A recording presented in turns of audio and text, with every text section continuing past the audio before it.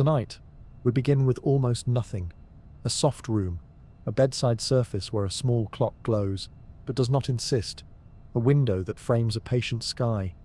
If you like, let the darkness be part of the story, not an obstacle, but a velvet backdrop for small thoughts to drift across. Your breath can lead in and out, a private metronome that no one else can hear. Time is here with us, but it does not need to be chased, or managed, or conquered. For the next while, we'll let it become spacious, almost tidal, something that rises and falls around us, rather than something that rushes past. Welcome to Midnight Sleep, Scientist, where curiosity moves at a bedtime pace. I'm glad you're here, on the edge of sleep, or already half inside it. If you're still awake later, and only if you feel like it, you can always share where you're listening from tonight. There's no urgency, no pressure to keep up. We're not here to fix anything, only to notice, and to wonder, carefully. Before we wander too far, a little permission. Nothing you hear is medical advice. Nothing here replaces your own care or the wisdom of a professional. We are simply going to sit with a question. What is time really? And what is it like to live inside it gently? If your eyes grow heavy, let them close. The words will keep floating whether your attention follows them or not. Let's settle in together. One slow breath, then another. Shoulders slip a fraction lower. Jaw loosens without needing to try. The space behind your eyes softens, as if the mind itself found a comfortable chair. If a thought wants to hurry, we'll let it hurry off without us. We'll take the quieter path. I'll move a little slower than usual. You can move slower still. Our plan for the night is simple. A small constellation of ideas, visited in a calm circle. We'll begin with the time you feel in your life. The elastic now that stretches on a busy afternoon and vanishes in 5 minutes of laughter. Then we'll turn inward, to the body's quiet clocks, the rhythms that hum behind your thoughts and guide the rise and fall of energy. And rest. From there, we'll step outside, to the ways humans have measured time. From shadows, to swinging pendulums, to the songs of atoms. We'll listen, softly, as the universe speaks in a language of regularities. And then, we'll visit physics at the most tender volume. First the old idea that time ticks the same for everyone, then the newer idea that time mingles with space, bends with speed, leans in the presence of gravity. We'll touch the strange places where clocks disagree, not to tangle ourselves in mathematics, but to let wonder stretch our sense of what's possible, slowly, carefully. We'll ask why time seems to have a direction, why spilled milk does not unspill, why memories face one way. We'll bring that to the tiny world. Quantum, a hush of probabilities and flickers where before and after sometimes seem undecided. After that, we'll look outward again, to cosmic time, to the way the universe's expansion turns distance into a kind of age, to relic light that has been traveling almost since the first dawn. We'll end closer to home, with a gentler human question. What does time feel like across a life, across a day, across a single breath? Why do years seem to shrink as we grow older? And how might attention and care and rest make time feel wider again? We will finish where we began, with a room like this, a clock that does not rush, a body that knows how to sleep when it is ready. If any of this sounds large, we'll make it small. We'll pour it into images that fit in the palm of your mind. Time as a river, perhaps, or a lantern-lit path, or a book we read in the dark, one quiet page at a time. We won't aim to solve time the way one solves a puzzle. We'll aim to befriend it, to notice its edges, to notice how often it becomes kinder when we stop tugging at it. A few guideposts before we move on. If the mind drifts, that's not a mistake. That's part of the design.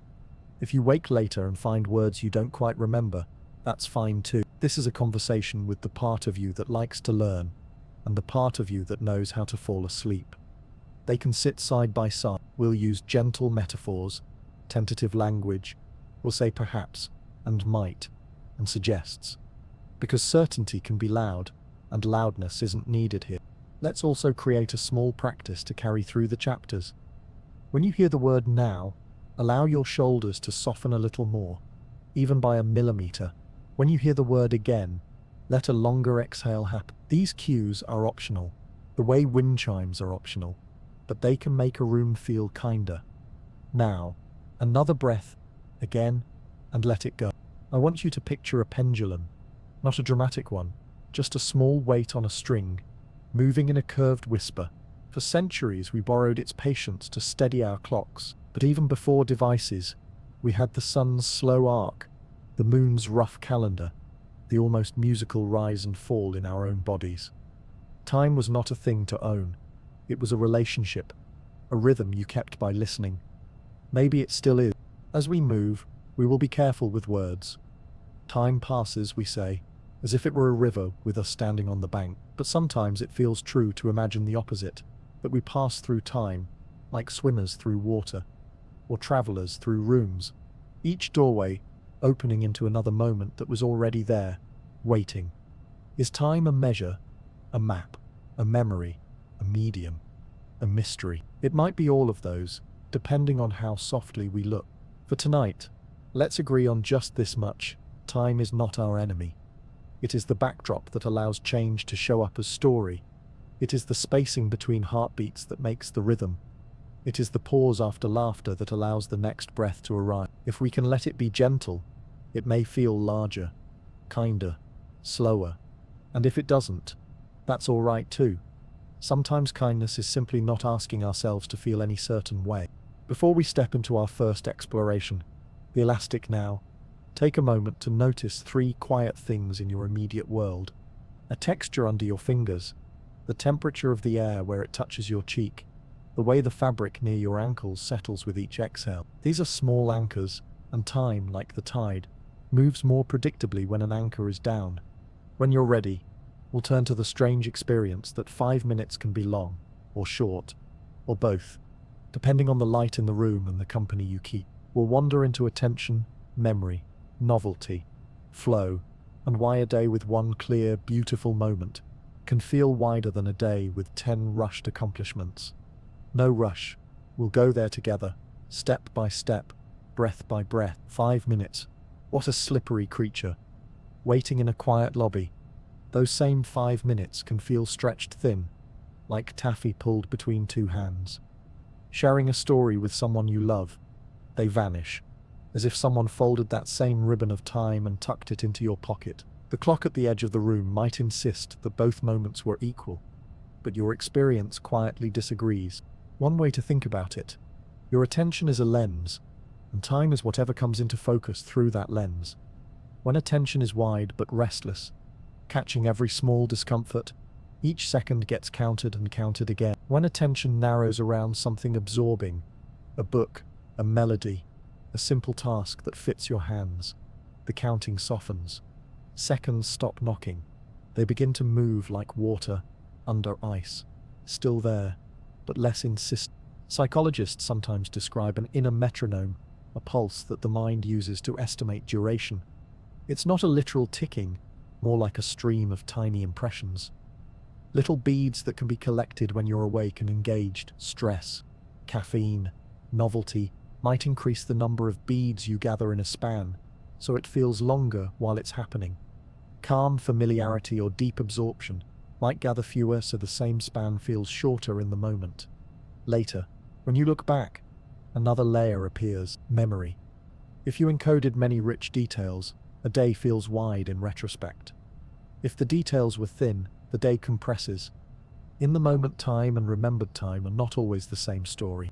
Consider a rainy walk you took once, perhaps the first rain after a long hot season. The smell of wet dust, the tiny rivers running along the curb, a coolness reaching your skin, the sound of droplets drumming on leaves. That walk might occupy a generous page in memory, because the senses were busy, because novelty lit small lanterns along the path. A similar walk on a routine day, earbuds in, phone in hand, may write a thinner page. The clock disagrees with none of this.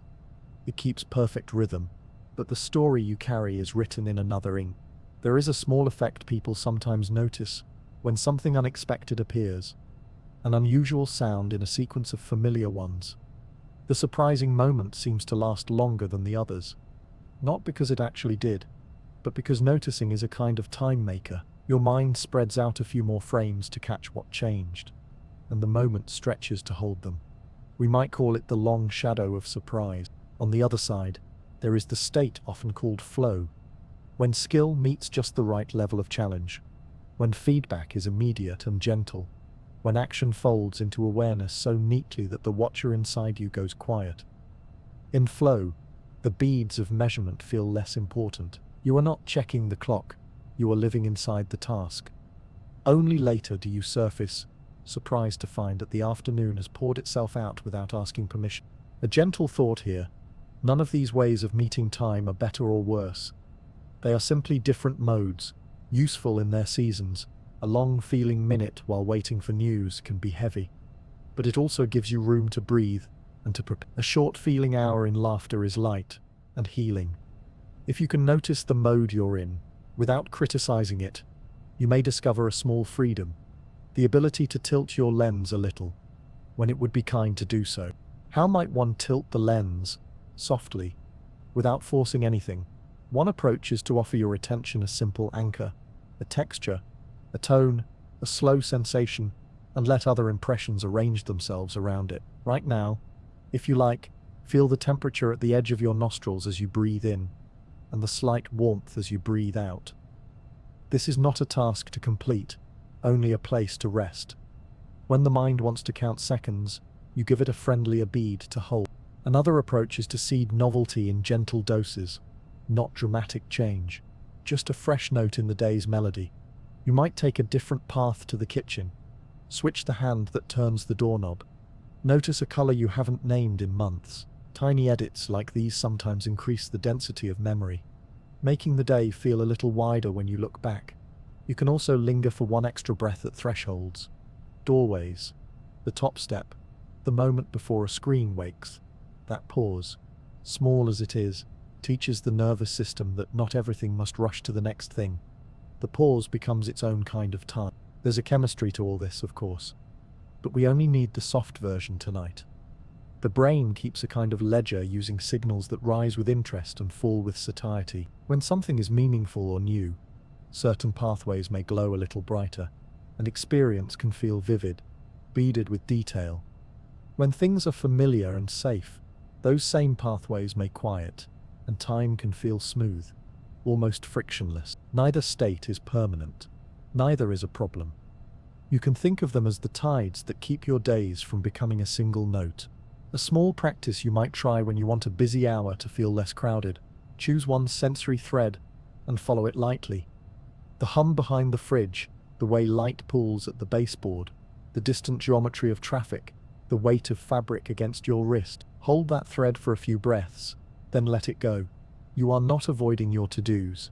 You are letting your attention pendulum gently between task and world. Task and world. People often find that this soft pendulum makes the hour feel kinder, and sometimes, paradoxically, more spacious.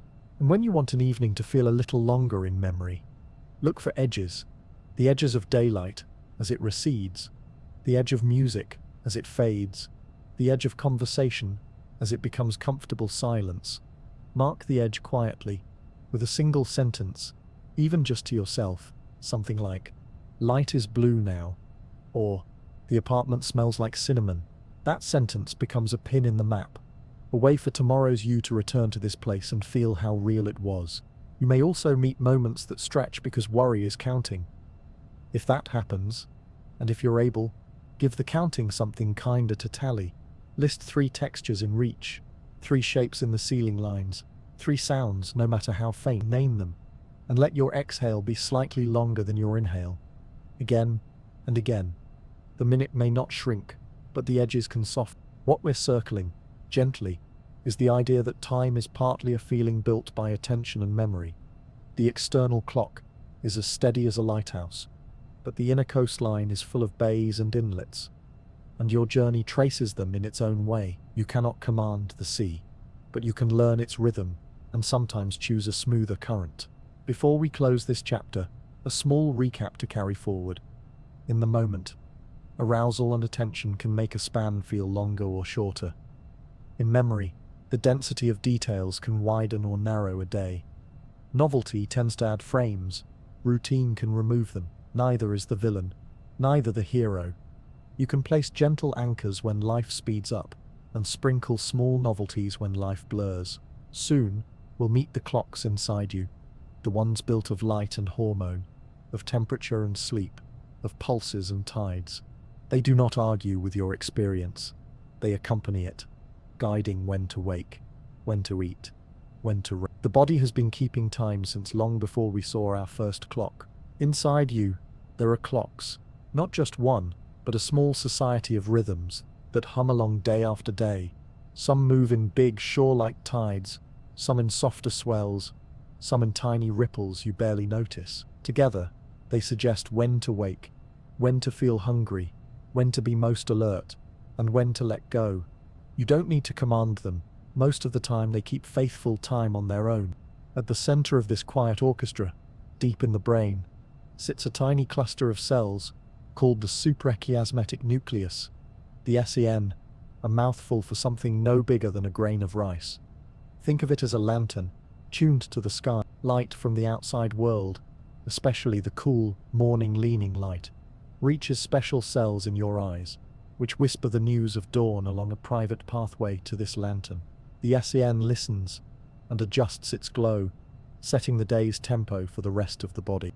Around the lantern, many other clocks keep their own schedules. The liver has one, the gut has one, muscles, skin, even the heart keeps time in its own way. They are not rigid slaves to the master light. They are collaborators, each responding to local needs, to meals, to movement, to warmth and coolness, to the gentle habits that make up a day. Scientists sometimes call the cues that set these rhythms cyclers, time givers, with light as the loudest among them, and food, motion, and social routine following in softer voices. You might feel these patterns without naming them. The natural rise of alertness in the morning, the smooth middle stretch where thinking feels clear, the late afternoon plateau, and then the slow dimming toward night. Underneath, a daily wave of hormones flows, cortisol cresting near waking to help you mobilize, melatonin rising with darkness to suggest rest. Core body temperature drifts too, a small, midday summit, a gradual descent after dusk, a valley in the hours before dawn. None of this is a command. More like weather, a forecast you can work with. Alongside the circadian day, there are shorter cycles, ultradian rhythms, spans of about an hour and a half or so, where energy and focus naturally bloom, then recede. If you felt a burst of concentration that lasts for a stretch, followed by a natural dip that invites a pause, you felt one of these smaller metronomes. Rest can be threaded through them, a few quiet breaths, a look out the window, a cup of water, and the next swell arrives on its own. There is also a slow pressure that builds when you've been awake for a long while, a soft weight that makes sleep feel welcome. You could imagine it as sand gathering in a glass, grain by gentle grain, while you live your day. The longer you're up, the more sand collects, and the more satisfying it becomes to turn the glass over. Light shapes the rhythm, wakefulness fills the glass. Together they create a two-part dance. You don't need the equations, only the image of tides and grains working together. Because these clocks listen to the world can nudge them. Morning light tends to move the day earlier, evening light tends to move it later. Meals can tug the gut and liver clocks toward their own schedule. Movement can remind muscles what time it is. Warmth and coolness can hint at day and night. Even friendly rituals matter, a particular song as evening arrives, a page or two of a book before bed, the way you dim the room, the temperature you choose for a bath. Repeated cues become little landmarks, helping the body's clocks agree on where exactly you are in the day. Sometimes, the clocks disagree for a while, after travel, after late nights, after a sudden change in routine. You might feel it as fogginess, or as not quite hungry at the usual hour, or as sleep that arrives a bit shyly. Nothing is broken. The Society of Rhythms is simply negotiating, sharing notes until they resync. Gentle consistency helps, light that greets the morning, meals that roughly keep their place, movement that says hello to the day. And if life won't allow that for a time, kindness helps too. These systems are patient. They will find one another again. There is a beautiful humility in how the body keeps its time. At the cellular level, small loops of chemistry tick along, proteins rise and fall, genes express and then rest. Feedback arcs close like breaths. If you could listen closely, you'd hear a call and response, 1,000 tiny pendulums, each influenced by neighbors, by light, by nourishment, by quiet. It is not a military parade, more like a village, coordinated enough to share meals, flexible enough to weather rain. You might wonder, what can this knowledge do for a quiet life? It does not ask you to optimize, only to notice. If mornings feel heavy, a few minutes of daylight near the start of the day might brighten the lantern, even through a window, even on a cloudy sky. If evenings feel restless, dimming light a little earlier might give melatonin a clearer path. If meals drift by accident, returning them toward a loose pattern might help the peripheral clocks find each other again. If a day feels too smooth to remember, a deliberate pause or a change in texture, a walk around the block, a warm mug held with both hands, can give the rhythms a visible edge to follow. Small, gentle, reversible step, and sleep. That nightly edit of experience arrives more kindly when the clocks agree. Not as a command, not as a guarantee, but as a tendency. The room can help shape it. Cool but not cold, dark but not severe, quiet but not absolute. A landing sequence helps too. The same few actions in the same soft order, a signal to many small clocks that the page is about to turn. If you drift before the sequence ends, that's fine. The body understood the message. There is tenderness in accepting that your timing is yours. Some people drift earlier, larks, some drift later, owls, most live somewhere in between. The world sometimes asks all of us to share a schedule that doesn't quite fit, and when that happens, patience becomes part of the toolkit. Morning light can be a friend to the night leaning among us. Evening dimness can be a friend to the early leaning. Neither way is better. They are natural variations, like the shape of a leaf or the bend in a river. A brief recap to hold in the mind's palm: a master light-tuned lantern in the brain, many cooperative clocks throughout the body, daily tides of hormones and temperature, shorter swells of focus and ease, a slow sand glass of sleep pressure, light, meals, motion, and routine as gentle time-givers. No strict rules, only tendencies, and many small ways to make the day feel like it fit. In a moment, we'll step outside our skin and look at the clocks we built with our hands, and then with our atoms, how we moved from shadows crossing stone to water, finding a steady drip, to pendulums whispering in wooden cases, to crystals humming with electricity, to cesium's quiet, almost perfect heartbeat. Each one a mirror held up to the rhythms inside us, each one an attempt to measure the river without scaring it away. Before we ever named an hour, we watched light move. A line of sun would creep along a stone, a shadow would lean, then lengthen, and someone would say, "It's time."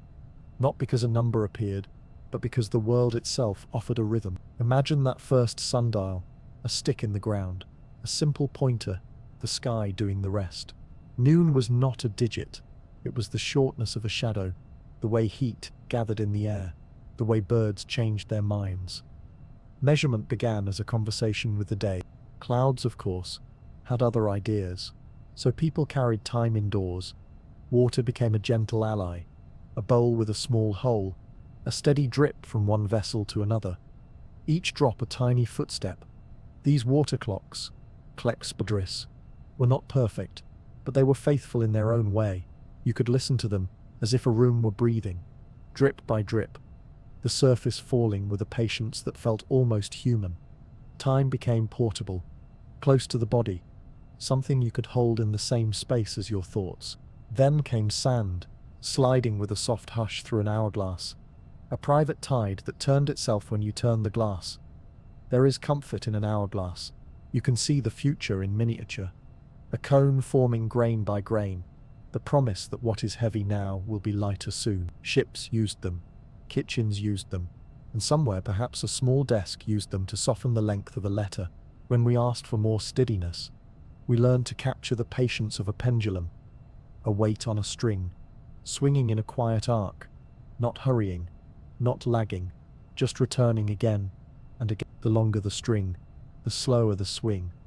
A law so dependable that a clockmaker could build a wooden case around it and let the room listen. These clocks found their way into town squares, into halls, into the background of ordinary lives. A village could agree on a noon bell. A train could agree on a departure. A household could agree on a mealtime. Our days, once local and sun-shaped, began to harmonize. Precision invited its own adventures. If a pendulum lost time with every gust aboard a ship, we coaxed balance wheels and springs to keep steady a rhythm at sea. Navigation asked a frightening question. Where am I on this rolling planet, far from any familiar coastline, and how do I find my way back? The answer, quietly, was time. If you could carry a trustworthy clock across the waves and compare its steady heart to the sky's changing face, you could learn your place. Longitude became less a riddle, more a calculation. A clock, hidden in a wooden box, became a map. Electricity arrived like a new kind of weather. A slice of quartz cut just so wide into a small circuit would hum when current passed through. It would vibrate with a crisp, almost musical consistency. Billions of tiny swings that, counted carefully, could mark seconds with a confidence the old weights could only dream of. Suddenly, time could fit into a pocket, into a wrist, into a wall that did not tick but glowed. The ordinary world aligned to a grid of seconds, and the grid held. And then, in the last blink of our species' story, we learned to listen to atoms. Each kind of atom has its own quiet song, a favored jump it will make between energy levels when nudged just right. Cesium, for reasons as much practical as poetic, offered a frequency so steady, so calm, in its repetition, that we decided to let it define the second itself. Not the shadow's angle, not the pendulum's arc, but the count of a microscopic tune. If you could hear it with your whole body, it might sound like a perfect lullaby, always the same, always returning to itself. Why all this precision when your breath already knows how to keep a rhythm? Partly to knit a world together. Communication depends on agreements, signals leaving here and arriving there, devices waking and sleeping in a shared cadence, travel, too, and positioning, and science that compares a measurement in one lab to a measurement far away. A precise second is a kind of handshake, a trust that lets many strangers coordinate gently. But also, precision invites us to notice tiny differences that would be invisible otherwise. Two clocks in different conditions, two clocks at different speeds, two clocks at different heights above the sea, can disagree in the smallest ways. Those disagreements, once the clocks are good enough, become stories the universe is trying to tell us. Gravity is speaking, motion is speaking. The shape of space-time itself clears its throat. The better our clocks, the more we can hear. We might picture timekeeping as a series of combs, each finer than the last, drawn through the river of experience. The sundial's comb has wide teeth. It can catch the big waves, morning, noon, evening. The water clock's comb is closer set, catching the hours swell. The pendulum's comb is finer still. Seconds appear like pebbles. Quartz combs the surface so finely that ripples become crisp lines. Atomic clocks are like combs made of light, teasing out details that once seemed impossible to separate. And yet, for all this sophistication, a human day still feels like a day, because a day is more than numbers. The clocks we build are companions, not masters. They suggest, they align, they help us meet each other at the same doorway. But the feeling of time, the way an afternoon opens like a window or closes like a book, still belongs to attention, to memory, to rhythm, in the nerves and the heart. The device on your wrist and the tide in your chest are old friends. They walk together, sometimes holding hands, sometimes wandering a step apart.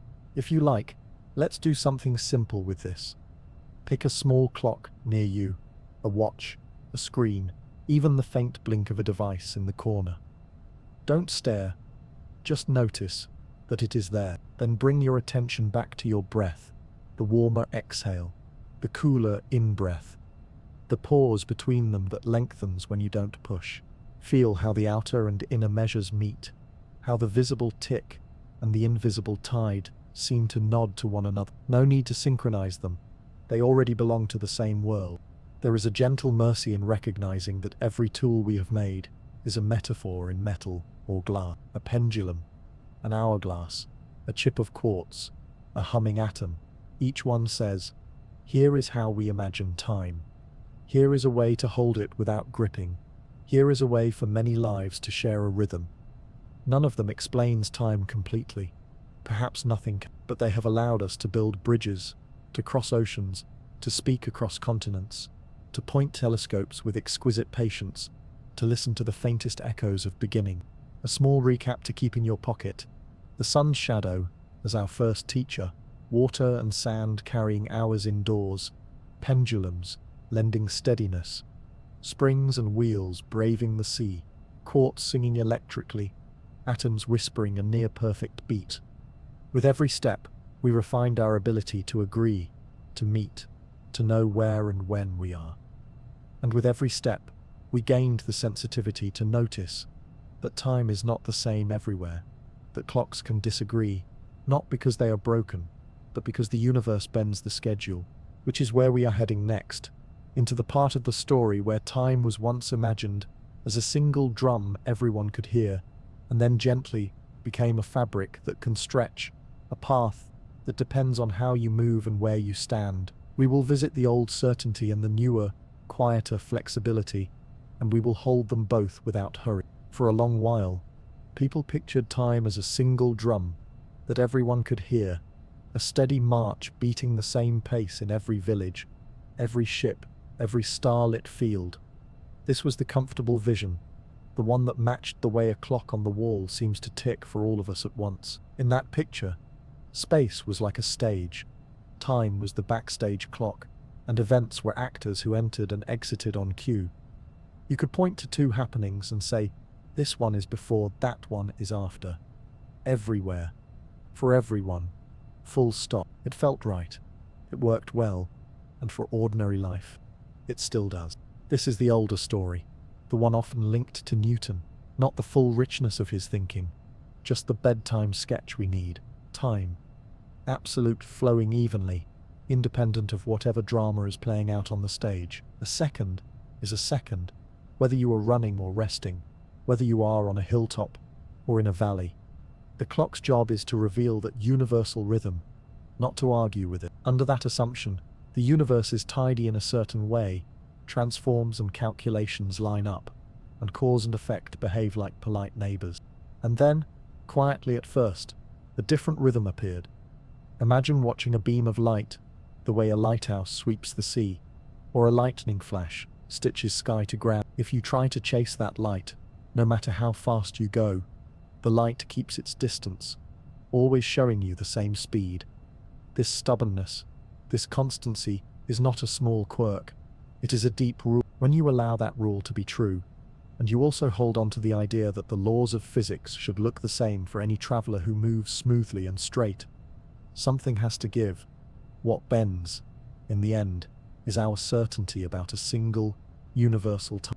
Enter the gentler, stranger picture, the one tied to Einstein's name. Time is not a backstage clock anymore. It is woven together with space, like threads in a single cloth. Space and time share their seams, and the way you move through one changes how you experience the other. Two people can agree that two events happened. They can agree on the distance in space between them, and still, they might not agree on whether those events were truly at the same time. Simultaneity. The comfortable idea that two distant clocks can clap in perfect unison becomes local, dependent on the observer's motion. Not wrong, just not universal. You can picture this with a train. Slowly, softly. A person sits in the middle of a carriage. A friend stands on the platform outside. A flash of light happens exactly at the center of the carriage. Light runs toward both ends. For the person on the train, the distances to the front and back are equal, so the light reaches both doors together. For the person on the platform, the train is moving. The back door is approaching the flash. The front door is moving away. So the light meets the back door first, and the front door a breath later. Each observer is calm. Each uses the same rule for how light behaves. And yet their now lines do not match. Time, it seems, contains perspective. If that feels like a magic trick, let it feel that way.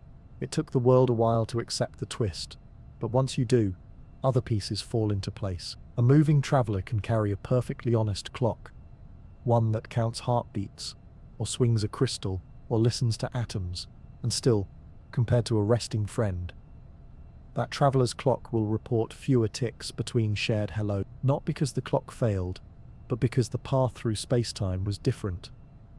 Motion doesn't burn time. It stretches the schedule in a way that leaves both travelers sincere, both right, within their own frame. And when gravity enters, the fabric analogy becomes even more helpful. As long as we remember it, it is only a picture. Heavy things, planets, stars, galaxies, do not just sit in space. They shape the stage itself. They curve the cloth. Near those curves, the rates of clocks change.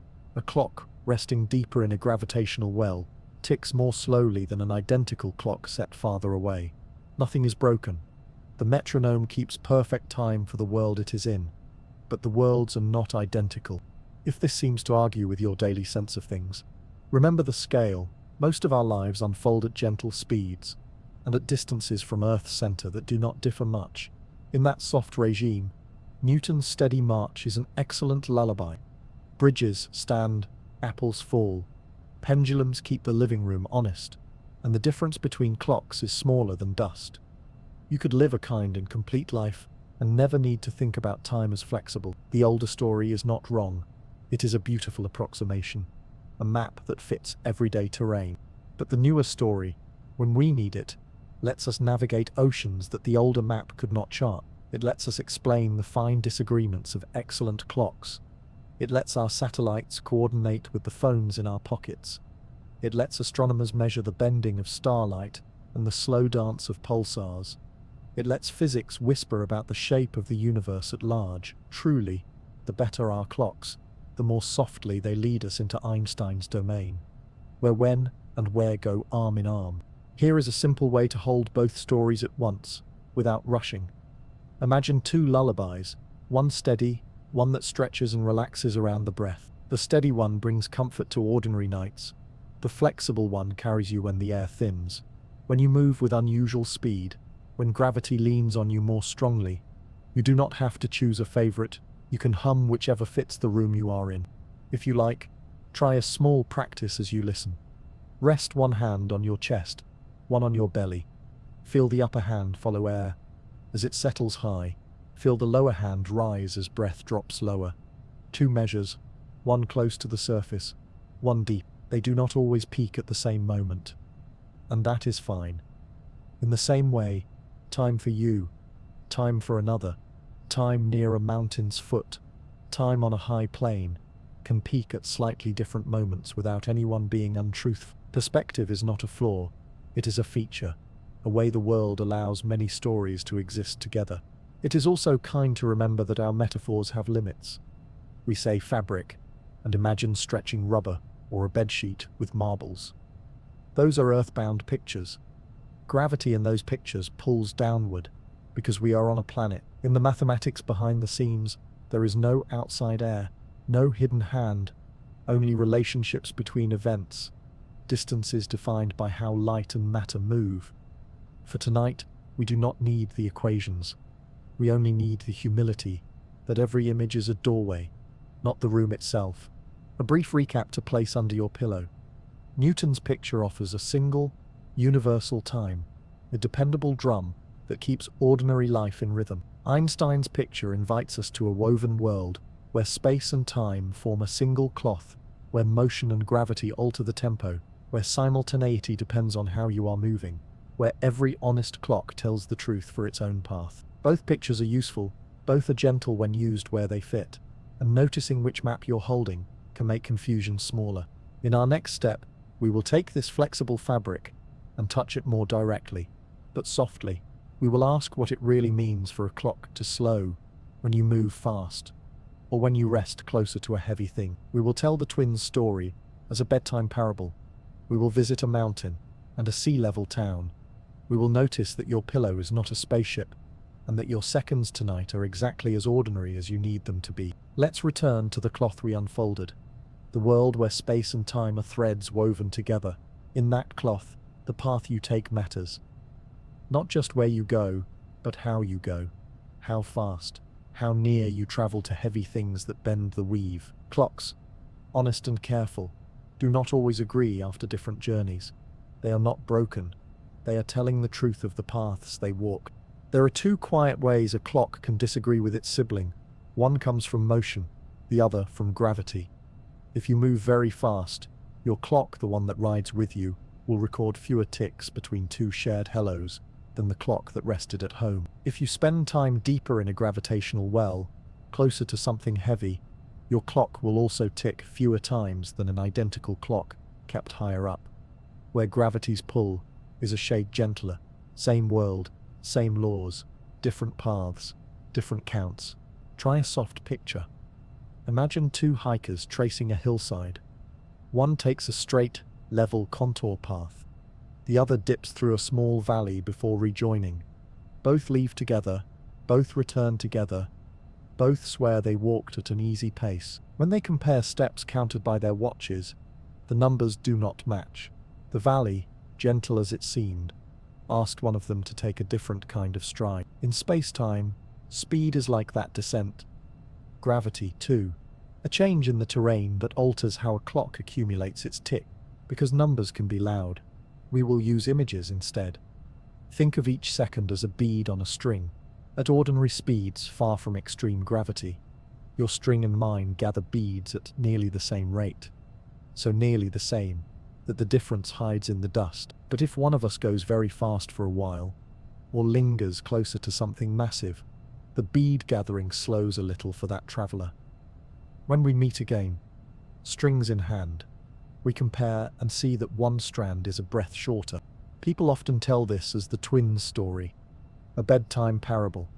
Two twins grow up together, sharing holidays, sharing small jokes, learning the rhythm of their town. One stays home. The other boards a ship that can move astonishingly fast, circles a distant star, turns around, and comes back. They embrace on the same porch. Their faces are still familiar, still full of the same kindness. But the traveler's calendar shows fewer pages turned, younger, by a margin that depends on how fast and how long that journey was. No paradox remains when we remember that the paths were not the same. The traveler changed frames by turning around. The home twin never did. Symmetry broke, and the beads followed the terrain. If that makes your shoulders rise, let them fall again. Your pillow is not a spaceship. Your commute is not a near-light voyage. Your walk to the kitchen does not pass through valleys of crushing gravity. In daily life, dilation is a number, so small that it might as well be snow in sunlight. There for a heartbeat, gone before you can point. The seconds you need tonight are as ordinary as warm tea, as reliable as the rhythm in your chest. And yet, the differences are real, and we have learned to hear them with very good clocks. Physicists have flown synchronized clocks on planes, then compared them with siblings left on the ground, and found, just as the cloth predicts, small disagreements that matched the sped-up, slowed-down journeys. They have carried clocks up mountains and down again, and measured the way altitude changes the tempo, slightly faster, higher up where gravity's hand is a touch lighter, slightly slower, near the sea where that hand rests more firmly. Even in a tall building, the clock on the upper floor gathers a whisper, more time than the one in the lobby, not enough to matter for a life, enough to remind us that the fabric is flexible. A friendly example lives in your pocket. The satellites that help your maps work are clocks in the sky, fast-moving, far enough above the Earth that gravity has loosened its hold a little. Motion tries to slow their ticks, altitude tries to speed them up, and the two effects do not cancel perfectly. Engineers fold both into their designs, a small pre-agreement with the universe, so that when your phone asks, "Where am I?" the answer arrives kindly, and your steps match the sidewalk. If we want a gentler metaphor, we can return to breath. Rest one hand near your heart, one near your belly. On the inhale, perhaps the upper hand rises first. On the exhale, the lower hand lingers before drifting down. Two rhythms, one body, both true from their own vantage. Now imagine a clock in your pocket, and a clock resting on a mountain trail marker, and a clock riding inside a quiet satellite humming above dawn. Each keeps its faith, each counts what it encounters, each is honest in its own place. Later, when we bring them side by side, they do not quite agree, and that is not a problem. It is the story of where they have been. Another picture. Two people walking across stepping stones on a shallow stream. One chooses stones very close together, small steps, many of them. The other chooses larger stones, fewer steps, longer arcs. Both cross in the same afternoon. Both reach the same shore. When they compare, the counts differ. Space-time is like that. The stones available to you depend on your speed and your surroundings. The count your clock records is the rhythm of your crossing. If you are wondering how small these differences can be, consider this. Move your clock up a shelf, and it will, in principle, tick ever so slightly faster than it did lower down. Lift it to a high plateau for a day. It will age a breath more than its cousin that stayed at sea level. Ride an airplane for a few hours. You carry home a pocket of seconds that slid by differently than those for a friend who stayed on the ground. The differences are measured in billionths, in trillionths, in slivers that vanish in ordinary care. But the world is patient, and precise tools make those slivers visible. A kindness here. You do not need to feel any of this. You are not missing a sensation. Dilation is not a dizziness or a tug. It is a quiet bookkeeping that the universe handles for you, leaving your days free to be days. Time does not turn unfriendly when it stretches. It becomes slightly more itself, revealing seams that were always there. There is also a gentle lesson about fairness. When we speak of time slowing for you, it might sound like something is being taken away. But from your own point of view, while you are the traveler, nothing is missing. Your heart beats the same. Your tea cools as usual. Your thoughts have their ordinary pace. The slowing only appears when two paths are compared. When two stories meet at a doorstep and hold out their strings of beads, each person lived a complete continuous now. The comparison is not a verdict, only a map of the routes. Let's collect what we have and make it small enough to carry. Motion stretches schedules. Gravity does too, in a way that makes clocks honest but not universal.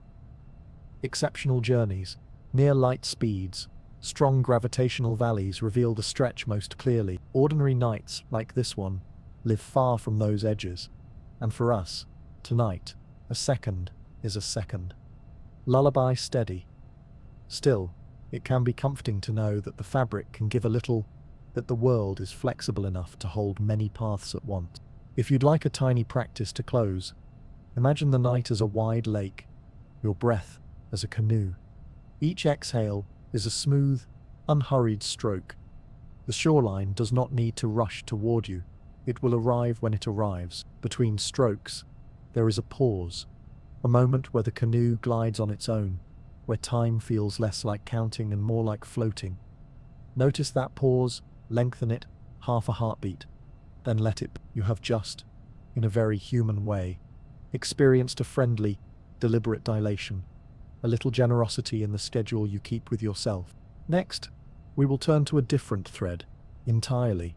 Not how fast or slow clocks can run, but why time seems to have a direction at all. Why broken eggs do not unbreak. Why we remember yesterday and not tomorrow. Why tea cools. Why laughter fades into quiet.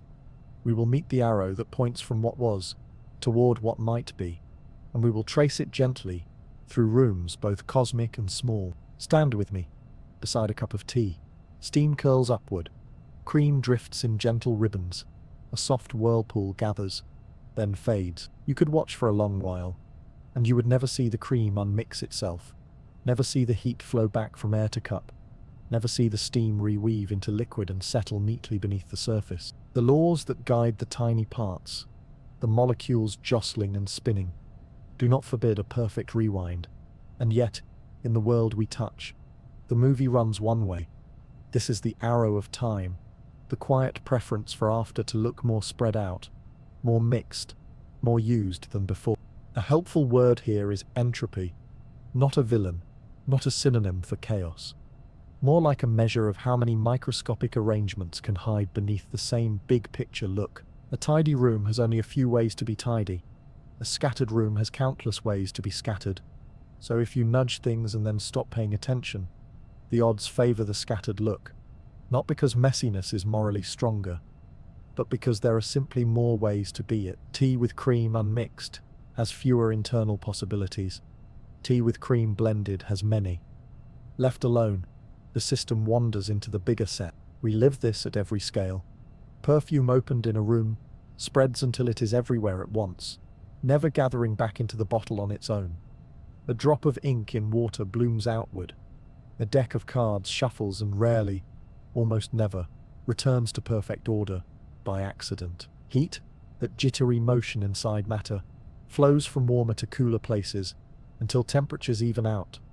None of this needs an overseer. It is simply what happens when many small pieces follow simple rules, and we, who see the big picture, step back from the details. There is a comforting humility in noticing that the arrow is statistical, not tyrannical. If you could track every molecule, bump them in exactly the right ways, arrange a conspiracy of collisions, you might craft a tiny moment that looks like a rewind.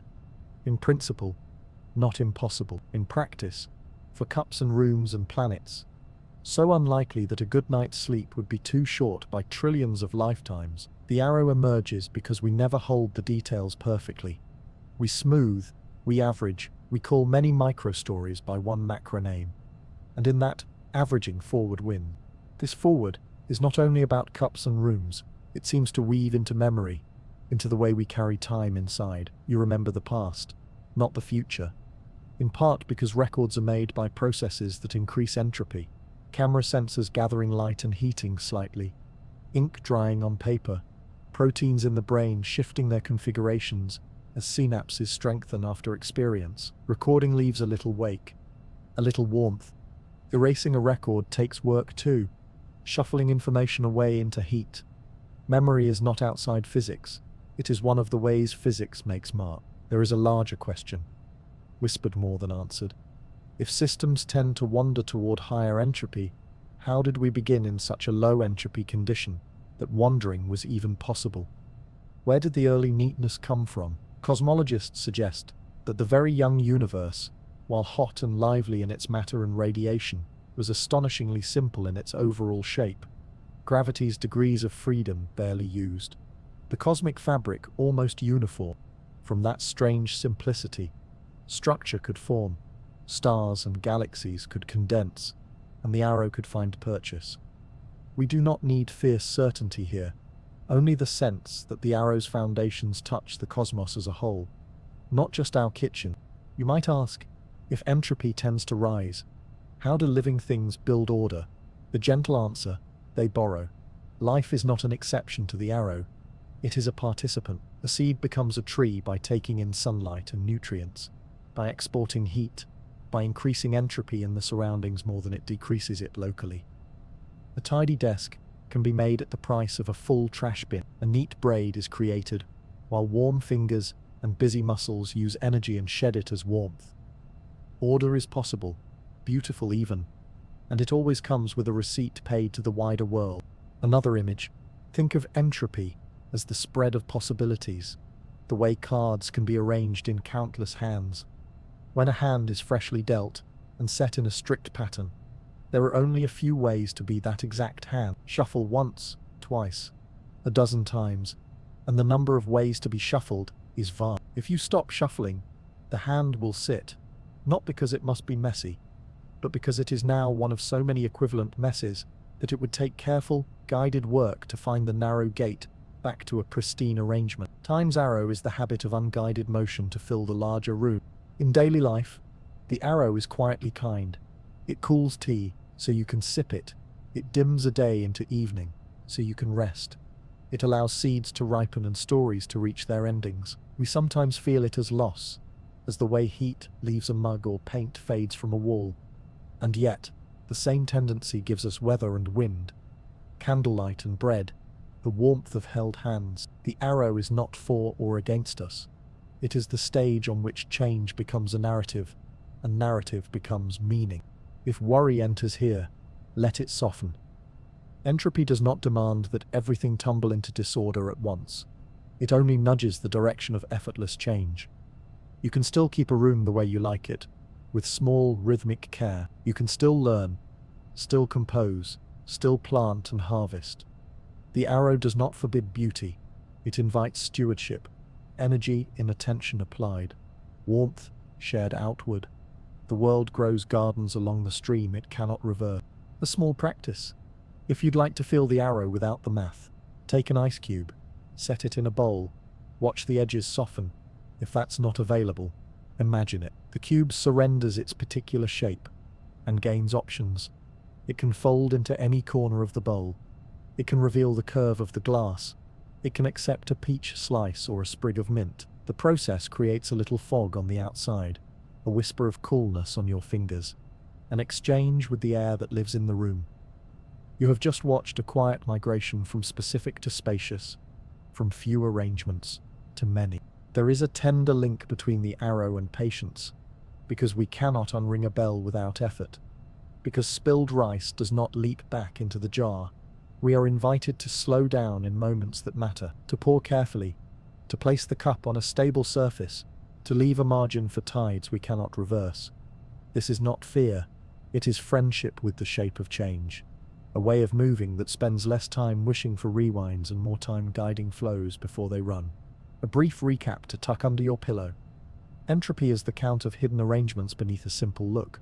The arrow is the statistical lean toward more ways to be, mixing, spreading, evening out, memory itself riding the same tide. Records made and unmade with small prices paid in heat.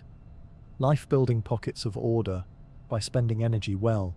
The young universe, perhaps, beginning in a state that made an arrow possible. None of this a command to hurry, only a soft explanation for why cream does not climb back up through tea. Next, we will step down to the smallest scales, where particles are less like dots and more like whispers, where before and after sometimes seem negotiable, where time is treated as a parameter in equations, and some thinkers wonder aloud whether it might emerge from deep relationships. We will leave certainty at the door. We will bring metaphors and a very quiet voice. Let's dim the lights a little further and step into the small, not small like a seed you can hold, smaller, a realm where things are not quite things, where events are more like possibilities waiting to be asked, where the world seems to hesitate between this and that, and only chooses when a question is posed. In this quiet basement of reality, time behaves differently, or perhaps our usual ways of speaking about time become less helpful. We will move gently, with images instead of equations, with maybes instead of must. Imagine a coin you do not flip, a coin resting in your palm inside a velvet pouch. If you never look, the coin is not heads or tails in any ordinary way. It is both at once, or neither, a soft cloud of possibilities. In the quantum story, particles are like that coin, but the pouch is not just your hand. It is the universe of all the ways a tiny thing could be found. We call this superposition, not as a magic trick, but as a careful statement that until a result is drawn from the world is allowed to keep its options open. Before and after, here and there, become less like rigid labels, and more like pages a reader might shuffle before choosing which to read. Now add a second coin, in a second pouch, prepared so that whatever happens to one is mysteriously linked to the other. Touch one, and the other responds, no matter how far apart their pouches rest. This is entanglement. A word that sounds like yarn but means relationship, correlation written into the world at the level of possibilities. The link does not carry a message you can control. It is more like a rhyme. If this syllable lands here, that syllable lands there, always, without a whisper traveling between. In such pairs, time feels stranger, because the usual order of first I check this, then I check that, starts to blur. Sometimes it seems as if the checks were part of a single, inseparable act. In our everyday physics, we tell time to sit outside the system we are studying. We say press play, watch the pendulum swing, mark the seconds as they pass. In much of quantum theory, time is treated that way too, as an external metronome that tells the wave of possibilities how to evolve. The wave moves, spreads, interferes with itself, like overlapping ripples in a pond, according to a rule that depends on the clock we keep outside. But when we try to marry this picture with the one where time and space are woven together, where gravity curves the stage, we feel a gentle tension. In one story, time is a background rhythm. In the other, time is part of the cloth, dynamic, affected by matter, affected by motion. The two stories, both successful, lean toward different lullabies. Some call this the problem of time. Not a crisis, more a whisper that our maps are partial. There is a tender idea that tries to ease the tension. What if time, as we experience it, is not fundamental, but emerges from relationships, from correlations between parts of a larger whole? Picture a huge patient library, a single grand ledger that contains the entire state of a quiet universe, written outside of time. Inside that ledger, pick one little subsystem and let it be your clock. A small group of atoms arranged so their changes are regular enough to count by. Now, read the rest of the ledger. Only when the clock shows a given pattern, you will find, if the ledger is written in the right way, that the rest seems to evolve, one conditional snapshot after another, as if time were flowing, even though the whole ledger was timeless. In such stories, time is relational, a side effect of asking the universe to tell you about one part in terms of another. Whether the universe truly works this way is an open question, and we do not need to choose tonight. It is enough to sit with the image that before and after might be a way of talking about how patterns in one place line up with patterns in another, that time might be the way the world keeps track of its own internal echoes. There is another soft edge to explore, the uncertainty that comes with quantum things. We are used to pairs of properties that cannot both be pinned down at once. Position and momentum, for instance, each becomes fuzzier as the other becomes sharper. Something similar can be said about energy and time. Though here time is not an observable, you can hold like a length of string. It functions as the stage direction against which energy is defined. The gentlest way to feel this is to imagine a very brief event, a particle that appears only for a blink, so brief that the world cannot be sure exactly what energy budget was involved. Over short durations, the bookkeeping becomes less strict, not in a rule-breaking way, but in a way that reflects the limits of pinning down a moment that barely has a chance to be. Spread a process out longer, and the energy settles more precisely. Shorten it, and the edges blur. Quantum clocks. Yes, even the idea of a clock must be rebuilt down here, can be made from the regular transitions of atoms or ions or superconducting circuits. These clocks are exquisite, and yet, because they are also quantum, their ticks are not perfectly sharp points, but narrow bells, with a little width that refuses to be crushed to zero. When you couple two such clocks, entangle them, you can sometimes gain sensitivity that a single clock cannot reach, as if two singers found a harmony that made the pitch clearer than either voice alone. Even so, the harmony lives inside the same uncertainty, music made of careful limits, not of absolute order, too, becomes slippery. In our large world, you and I can agree on which event came first, at least in the same room, at human speed. In certain quantum experiments, researchers have designed situations where the order of two operations is not fixed, where it does not quite make sense to say A happened before B or B happened before A. Instead, there is a superposition of orders, a both and, that only settles when results are read. This is not a free pass to paradox. It is a reminder that sequence like position can be a gentler thing than our storytelling prefers. And what of the arrow, the mixing, the one-way feel we know so well? Down here, the basic equations that guide the wave of possibilities do not pick a direction, run them forward or backward. The arrow reappears when we step out of the basement and take in the whole house, when we include the way quantum systems are never perfectly sealed from their surroundings. Tiny interactions with the environment, scattered photons, vibrations, thermal jostles, all act like an audience that cannot help but cough and whisper. The delicate superpositions lose their coherence, not destroyed, just spread into the wider world where we do not track the details. This process, decoherence, gives rise to stable classical outcomes, and with them, the familiar arrow. The coin is still a cloud in principle, but practically, for us, it has landed. A picture to hold, a droplet of mist on a cool morning, hovering in a sunbeam, in isolation. It could keep its shape, but the air is always moving. Tiny currents, warm and cool layers, dust motes and light. The droplet does not vanish. It trades its edges for the wider air. Decoherence is like that. Not a crash, a blending, a spread that makes certain crisp stories possible. At the price of letting go of others, it is tempting to ask, so does the future already exist? The past still there, all pages pressed between covers that never open or close.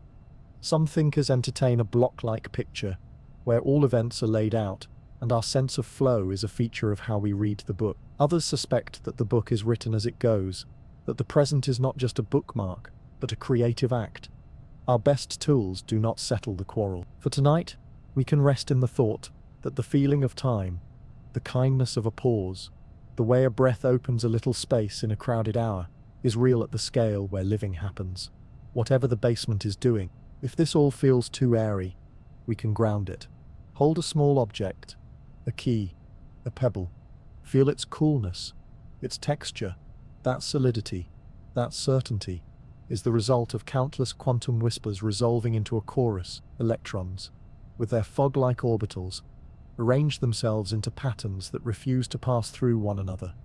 Energies fill shells close, and a rock becomes a rock. The macroscopic clock on your wall is made of microscopic not-quite clocks, and yet it keeps time you can live by. The mystery does not erase the comfort, it deepens it. A reminder that the simple surface of the world is supported by a complexity that somehow remains quiet enough for sleep. A short recap to keep in your pocket. Superposition as the world's way of keeping options open until a question is asked. Entanglement as relationship written into possibilities. Time in quantum theory, often playing the role of an external rhythm, in tension with the flexible woven time and gravity. Ideas that try to build time from correlations. Uncertainty that links duration with the sharpness of energy. Experiments where order itself can blur. Decoherence as the soft handoff from the delicate to the definite, and the arrow that returns when the environment joins the play. Next, we will lift our gaze again, from the basement to the night sky, to cosmic time, to the way expansion turns distance into a kind of age, to the faint afterglow that has been traveling almost since the universe's first light, to the question of what we can see. Look up, and you are looking back. Every star, every soft smudge of galaxy is a memory in transit. Light does not rush infinitely fast. It has a finite patience, about 300,000 kilometers each second, no more. That patience means distance is also time. The moon's glow, a little more than a second old. The sun's warmth, about 8 minutes old. Some stars in the night field, centuries away, their twinkle a letter posted before your great-grandparents were born. The farther you gaze, the older the story. Cosmic time begins with this principle. The universe is not only wide, it is deep. To look outward is to look backward. Telescopes are not just machines of magnification, they are time machines. A photograph of a distant galaxy is not what it is now, but what it was when its light began the journey. The sky above your roof is a library of paths. Now, stretch the gaze further. Beyond stars, beyond clusters of galaxies, the light becomes thinner, redder, more tired from the long voyage. It stretches because the fabric it travels through is itself expanding. Galaxies are not flying through space the way birds cross a sky. Space itself is swelling, carrying the lanterns with it. As that expansion continues, the light waves lengthen, sliding into red, then into microwave whispers. What began as a blaze has cooled into a background. This is the cosmic microwave background, the universe's oldest visible photograph. A faint wash of radiation that comes from a time when everything was hot fog, when matter and light had not yet parted ways. Imagine the whole sky wrapped in a soft uniform glow. With careful instruments, you see its speckled, tiny temperature variations. 1 part in 100,000. These speckles are fossils, seeds of later structure. The reason galaxies gathered where they did, the reason stars have neighborhoods. Every time we measure them, We are not just noting temperature, we are listening to a cradle song from 13.5 billion years ago, when the universe was still young enough to hum in one voice. This glow tells us something astonishing. It tells us the universe has an age, from its expansion, from the rate at which galaxies drift, from the faint relic of the background. We estimate about 13.8 billion years since the first light unfurled. Cosmic time, unlike the local times we have spoken of, is measured not by a pendulum or an orbit, but by the expansion of the fabric itself. The cosmic clock ticks not in seconds, but in scale factors. How far apart galaxies are, how stretched the background has become. When we say the universe is this many years old, we are converting that expansion into something human ears can hold. Picture a bubble centered on you. Its edge is not the edge of everything, but the limit of what light has had time to reach you since the beginning. This is your observable universe. Someone in another galaxy would draw their own bubble, overlapping but not identical. The bubbles do not mark walls, only horizons. Beyond them, more universe continues. Perhaps infinitely, perhaps curved back on itself. We cannot yet know. What we can see is bounded by time's patience. This boundary is both humbling and tender. You are at the center of your observable bubble, but so is everyone else, wherever they are. Each observer stands in the middle of a sphere of memory. The cosmos is democratic in this way. No single place is privileged. Each perspective is local.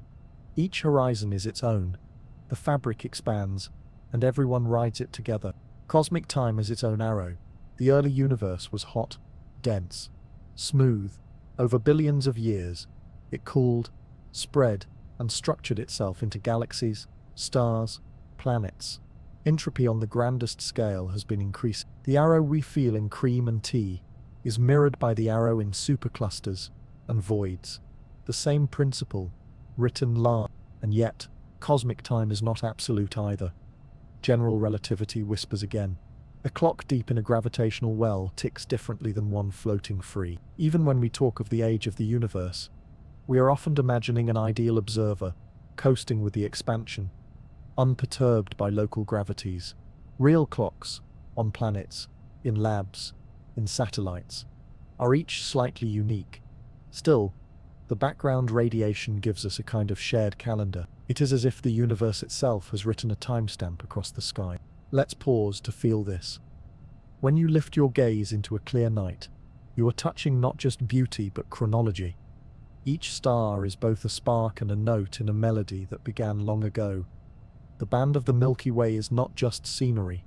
It is an archive. The faintest smudges of light in a telescope are not faint because they are weak, but because they are far and ancient. You are seeing them not as they are, but as they were. Astronomy is always a conversation with ghosts. Luminous, persistent, trustworthy ghosts. And here is a paradox that soothes rather than alarms. The more precisely we measure the universe's age, the more we feel how brief a human span is. Yet the brevity is not a diminishment. It is an intimacy, a heartbeat, a single night's dream, a decade, a century. These are thin slices of cosmic time.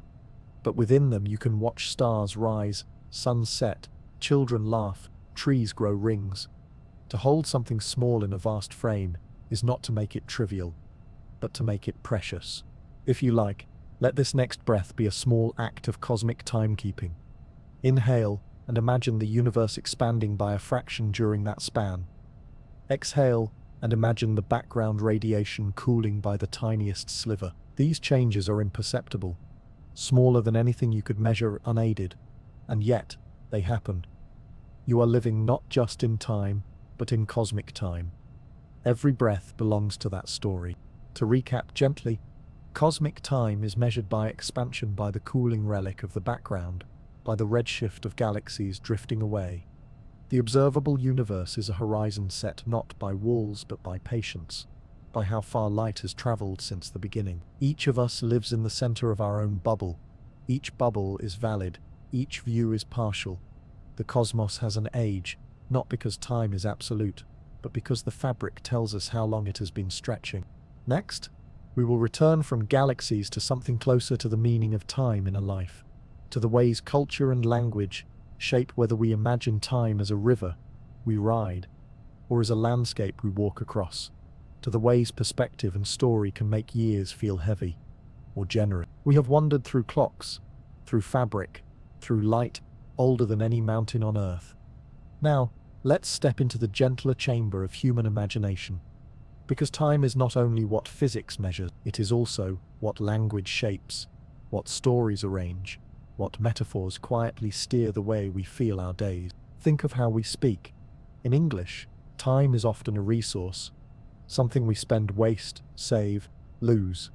These words make time sound like coins in a purse, always slipping away, always limited, always in need of careful budgeting. In other tongues, time is more like a landscape.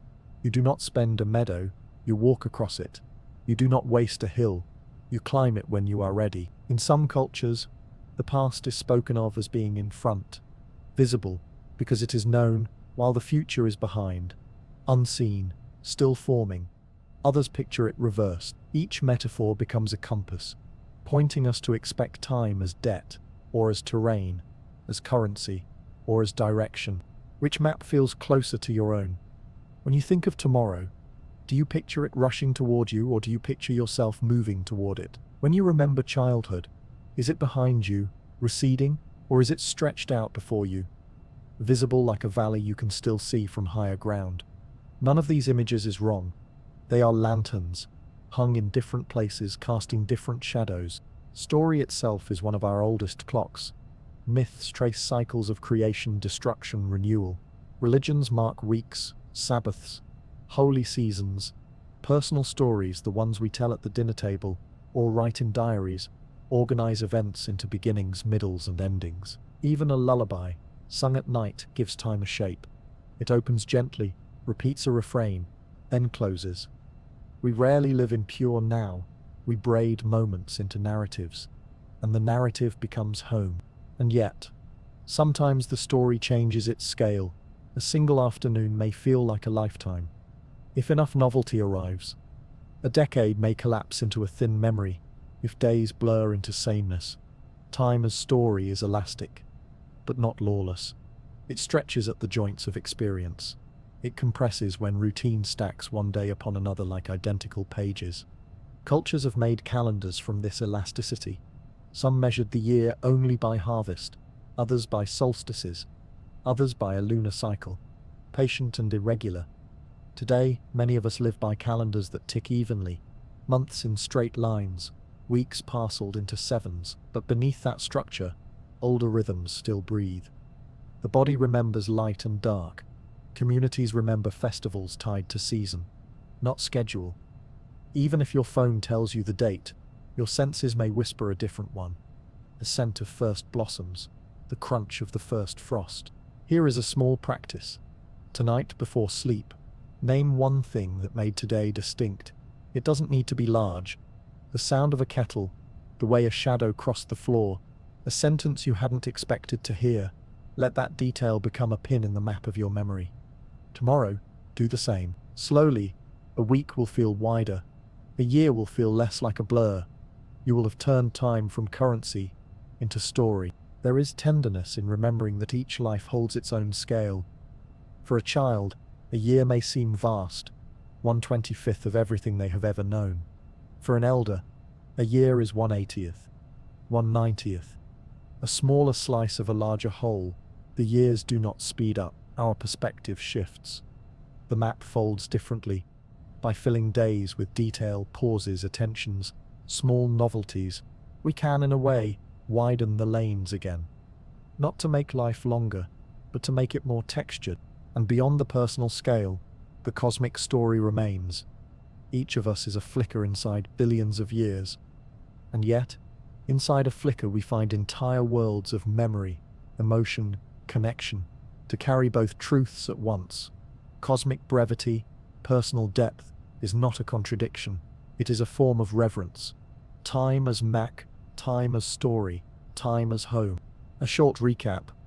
Time can be imagined as money, or as terrain, as a river we drift upon, or as a path we walk across. Language shapes the felt sense of passing days.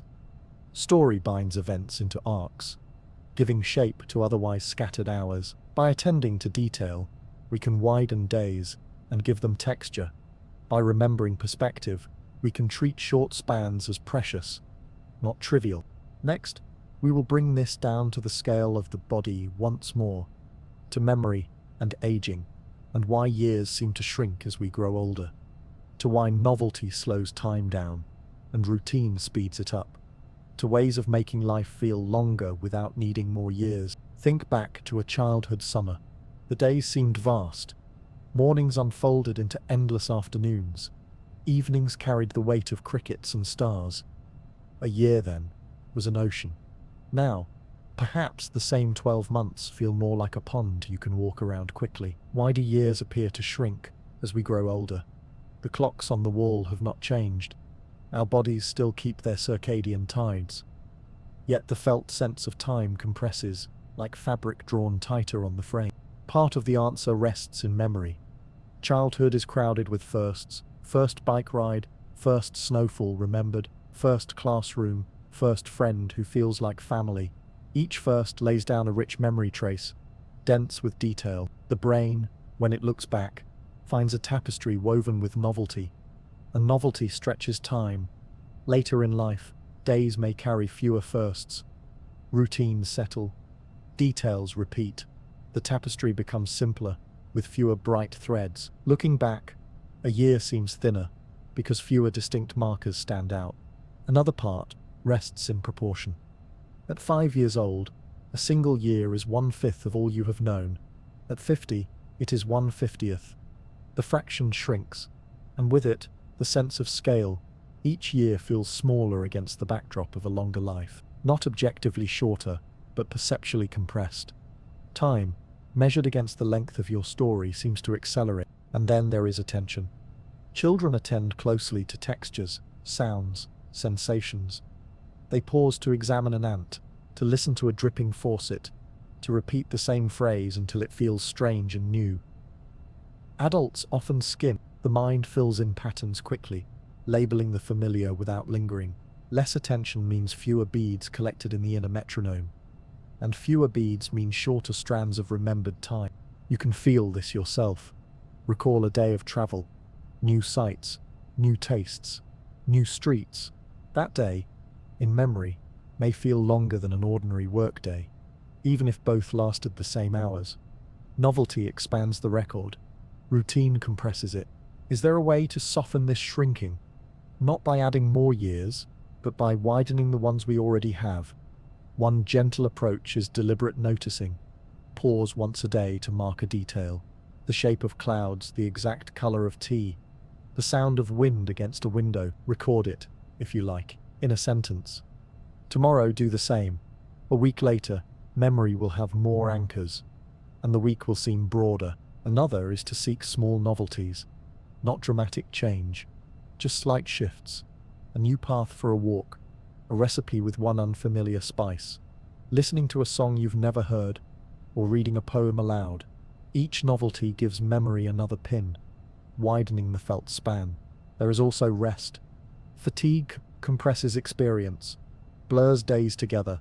When the body is underslept or overstrained, it marks fewer details.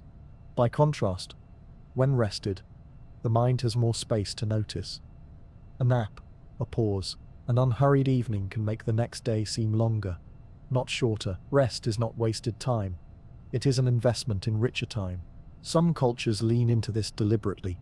They create rituals to slow life's pacing: tea ceremonies, Sabbaths, seasonal festivals, each one an interruption of routine, a bright bead strung into the year's necklace. Without them, the year may feel like a smooth string with little to catch the fingers. With them, the string has texture, weight, rhythm. If you are listening tonight and worrying that life is speeding by too quickly, let that soften. The shrinking of years is not a flaw in you. It is a feature of how memory and proportion intertwine. You cannot stop the calendars, but you can choose how to mark the days they measure. You can choose detail, novelty, pause. You can choose to widen the tapestry, thread by thread. A small practice before sleep. Picture today. Choose one moment, however small, to hold as a bead. Perhaps the sound of a kettle, the way the air felt when you stepped outside, a sentence that made you smile. Hold it gently, name it softly, then let it go, trusting that it will rest in memory. By stringing beads like this, the year may stretch again, not longer in quantity, but richer in quality. A recap for the pocket. Years feel shorter, because memory records fewer distinct events, because proportion changes as we age, because attention often narrows. Time can be widened by novelty, by deliberate noticing, by rest, by ritual. We cannot change the clock's speed, but we can change the density of the story it tells. Next, we will turn to rest itself, to sleep as a nightly technology of time, to the way dreams and cycles edit our memories, restore rhythms, and let the arrow of time feel less like a march and more like a tide. Each night, the body builds its own sanctuary of time. Sleep is not absence, not a blank stretch carved out of the day. It is a quiet technology, one you did not invent, but inherited. A way the body edits, repairs, and restores itself across hours when you are not watching. To rest is to hand yourself over to a rhythm older than clocks. Think of the night as a book, with chapters. Light sleep at first, a gentle introduction, then deeper stages, where muscles loosen, blood pressure drifts lower, tissues knit themselves quietly. Later, rapid eye movement sleep, the vivid dream chapters, when the brain replays and rewrites, blending memory with imagination. Each cycle takes about 90 minutes, repeating, spiraling, like tides flowing in and out. By dawn you have ridden 4 or 5 of these tides. Each one trims, restores, and rehearses in its own way. Memory is shaped here. Facts gathered during the day, rehearsed. Emotions tangled in experience, sorted, softened, filed. Skills, whether physical or mental, practiced in silence. Sleep is not passive. It is a workshop behind a closed door. Without it, the story of the day would remain scattered. With it, the story becomes coherent, ready to carry forward. Time itself is altered inside these chapters. Dreams may stretch minutes into hours, or compress whole days into a handful of scenes. You may wake from a dream certain you lived through a long journey, only to find the clock has turned a few minutes. The body does not mind. It uses this elasticity. It lets you rehearse, remember, imagine, without being bound by the ordinary tick. In sleep, time is malleable, and that malleability is part of the healing. There is also restoration of rhythm. Hormones reset their pulses. The immune system tunes its orchestra. The heart enjoys periods of slow, regular rest. The brain clears byproducts through quiet flows of fluid, like a river washing stones. Each of these processes keeps you aligned with your own internal metronomes, keeps your inner clocks from drifting too far off beat. Sleep is not wasted time. It is the repair of time. If you think of time as a necklace, sleep is where the knots are untangled, where beads are polished, where the thread is reinforced. Without that nightly work, the necklace would fray. With it, it holds. Sleep is not separate from your waking hours. It is what allows them to feel continuous. Sometimes, modern life tempts us to trim these chapters, to trade rest for productivity, as if hours of wakefulness could always be stretched. But sleep resists debt. A borrowed night reappears in fatigue, in shortened attention, in memory that feels thin. The body keeps its own accounting. You may trick a clock, but not the rhythms that made you. And yet, when sleep is allowed, when it is given space to unfold without demand, it returns the gift by widening your waking time. A well-slept day feels longer, richer, more textured. A poorly slept day often collapses into blur. Rest is not just restoration, it is expansion. By making nights whole, you make days larger. A small practice tonight. If you are listening in bed, let your eyes soften closed. Imagine the night ahead as a tide rolling in, not a sudden flood, but a patient rising, wave upon wave. You do not need to command it. Your role is to lie back, to float. Each exhale a little surrender, each inhale a little renewal. If you drift while listening, let it happen. You will not miss anything you were meant to keep. To recap gently, sleep is not an interruption of life, but a continuation of it.